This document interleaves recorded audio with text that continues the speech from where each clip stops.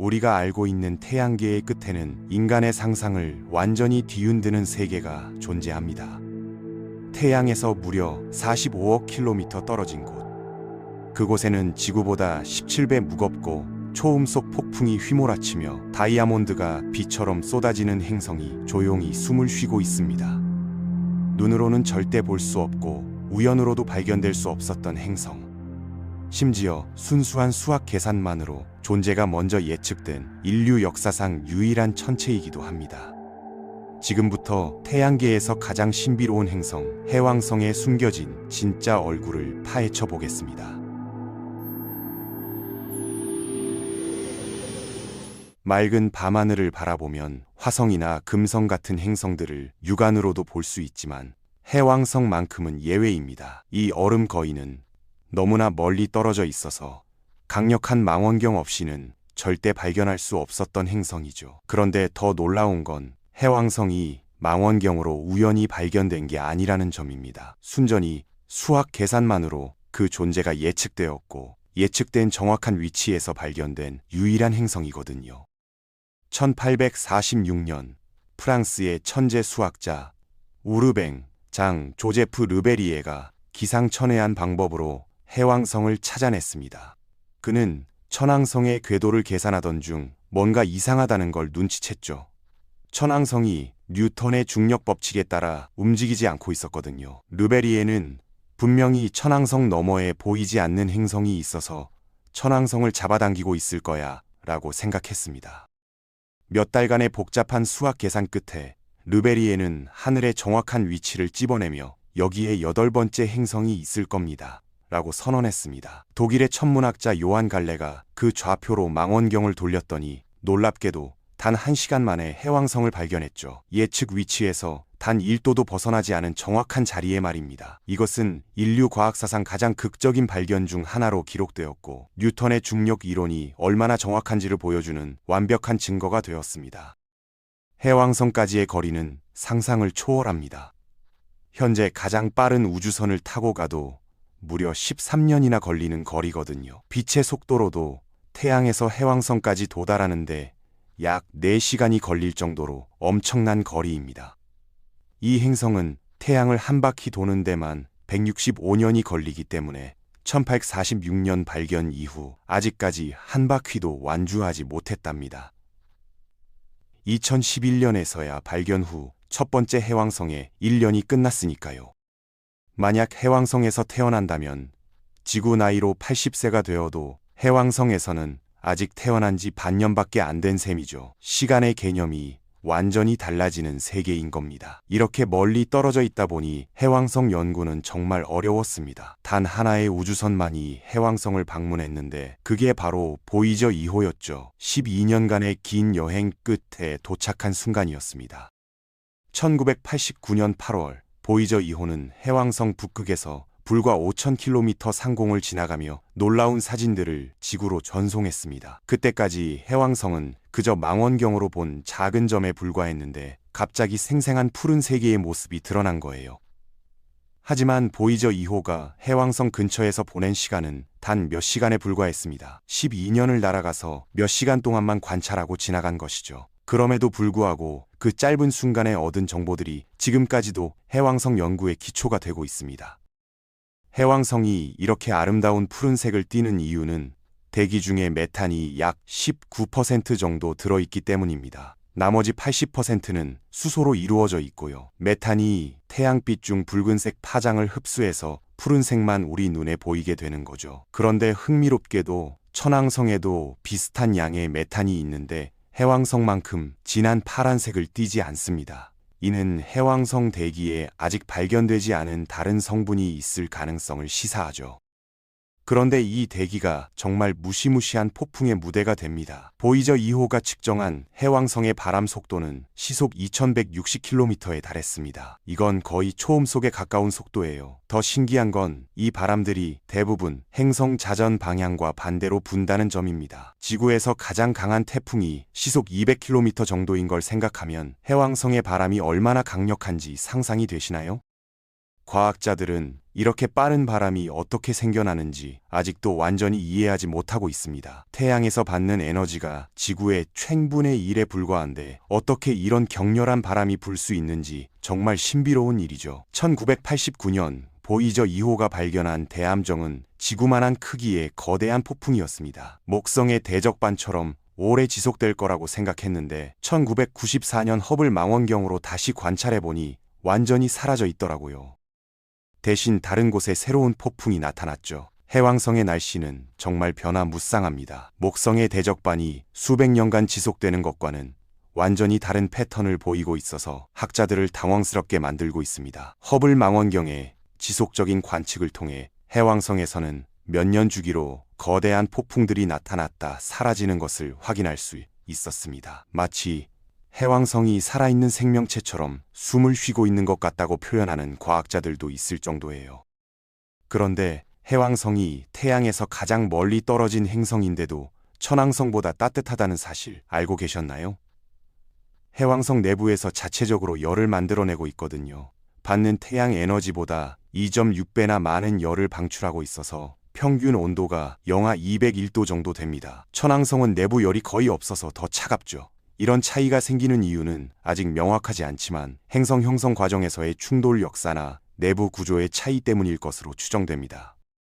해왕성의 내부 열원에 대해서도 여러 가지 이론이 있습니다. 행성이 형성될 때의 자멸이 아직도 남아있다는 설, 내부 물질의 대류로 인한 마찰열이라는 설, 방사성 원소의 붕괴열이라는 설 등이 제기되고 있어요. 해왕성 내부 구조도 정말 흥미롭습니다. 중심에는 지구만한 크기의 바위 핵이 있고 그 주위를 물과 암모니아, 메탄 얼음이 뒤섞인 멘틀이 둘러싸고 있어요. 여기서 압력이 엄청나게 높아지는데 무려 700만 기압에 달한다고 합니다.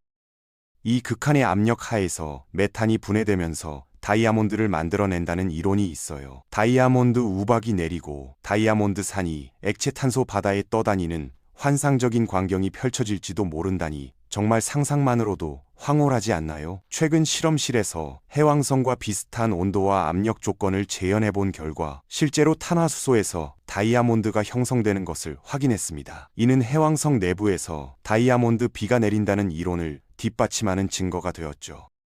만약 이 이론이 맞다면 해왕성 내부에는 지구상의 모든 다이아몬드를 합친 것보다 수천 배나 많은 다이아몬드가 존재할 수 있습니다. 정말 꿈같은 이야기지만 과학적으로는 충분히 가능한 시나리오입니다. 해왕성의 자기장도 독특합니다. 자전축에서 무려 47도나 기울어져 있거든요. 천왕성도 마찬가지인데 처음엔 천왕성이 옆으로 누워 돌기 때문이라고 생각했어요.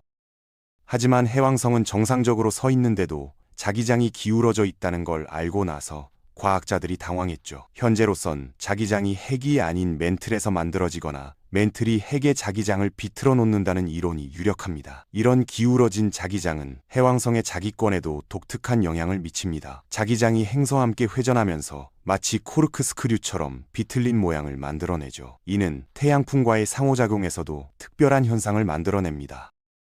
해왕성도 토성처럼 고리를 가지고 있지만 너무 어둡고 희미해서 발견하기가 매우 어려웠습니다. 총 5개의 고리가 있는데 모두 해왕성 발견에 공헌한 과학자들의 이름을 따서 명명되었어요. 가장 바깥쪽 아담스 고리에는 신기한 호구조가 있는데 고리가 균등하게 분포하지 않고 특정 부분에서만 밝게 빛난다는 점이 미스터리입니다. 이런 불균등한 분포는 중력의 영향으로 설명되지만 정확한 메커니즘은 아직 연구 중이에요.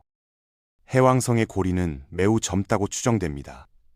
고리를 구성하는 입자들이 너무 어두운 것으로 보아 비교적 최근에 위성이 파괴되어 형성되었을 가능성이 높죠. 수백만 년에서 수천만 년 정도의 나이로 추정되고 있습니다. 해왕성의 위성 중에서 단연 돋보이는 건 트리톤이죠. 이 녀석이 정말 특별한 게 해왕성과 반대 방향으로 돌고 있거든요. 이는 트리톤이 원래 해왕성의 위성이 아니라 포획된 외행성이라는 증거입니다.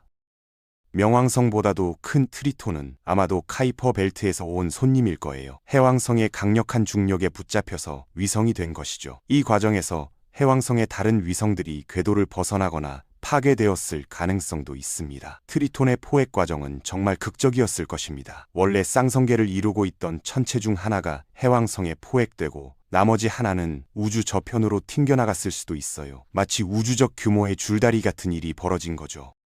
트리톤 표면에서는 놀라운 일들이 벌어집니다. 얼음 화산이 분출하면서 8km 높이까지 물질을 뿜어 올리고 있어요. 표면 온도가 영하 235도나 되는데도 말이죠. 트리톤에는 질소로 이루어진 얇은 대기가 있고 계절에 따라 대기 밀도가 변하기도 합니다. 트리톤의 남극 지역에는 질소와 메탄 얼음으로 이루어진 극관이 있어서 계절이 바뀌면서 얼음이 승화하여 대기로 올라갑니다. 보이저 2호가 발견한 트리톤의 간헐천들은 정말 신기한 현상입니다. 지하에서 질소가 액체 상태로 존재하다가 압력이 낮아지면서 급속히 기화하며 분출하는 것으로 보여요. 마치 샴페인 병을 흔들어서 따는 것과 비슷한 원리죠. 가장 흥미로운 건 트리톤 지하에 바다가 있을 가능성입니다. 방사성 원소의 붕괴열과 조성력으로 인한 마찰열이 지하 바다를 유지시킬 수 있거든요. 만약 이게 사실이라면 트리톤은 생명체가 존재할 수 있는 또 다른 천체가 될지도 모릅니다. 트리톤의 지하 바다는 유로파나 엔셀라두스처럼 생명체의 서식지가 될 가능성을 품고 있습니다. 물론 표면 온도가 극도로 낮고 태양에서 멀리 떨어져 있지만 지하 깊숙한 곳에서는 다른 환경이 조성될 수 있어요. 해왕성의 다른 위성들도 각각 독특한 특징을 가지고 있습니다. 네레이드는 매우 찌그러진 타원 궤도를 돌고 있고 프로테우스는 거의 구형에 가까울 정도로 큰 크기를 가지고 있어요.